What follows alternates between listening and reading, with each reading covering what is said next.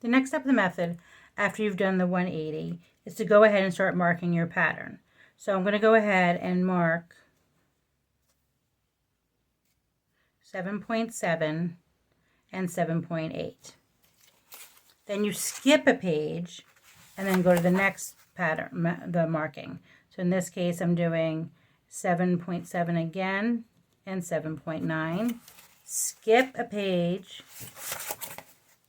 and then you're going to do, on page 13, you're going to go 7.6, 8.3, 13, 13.3, 14.8, 16.7.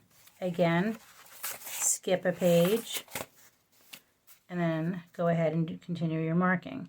In this case, it's going to be 7.3, 8.8, 12.7, 16.9.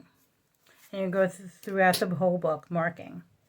Now for cutting, you're going to cut just like you would any other cut and fold. So you're going to cut in the 1 centimeter right at the marks. Again, then you skip the page, cut at the marks, skip the page, and cut throughout the book. Now you're going to fold in just like you would if you were doing a typical cut and fold. In this case, you're going to fold in the even tabs.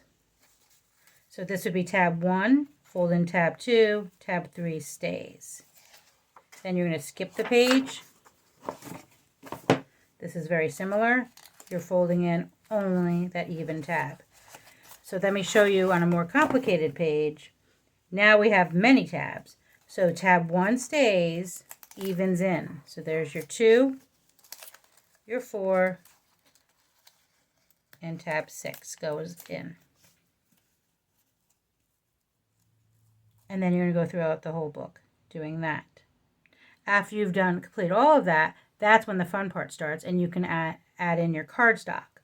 Typically, shadow folds use black cardstock. You can do anything you want.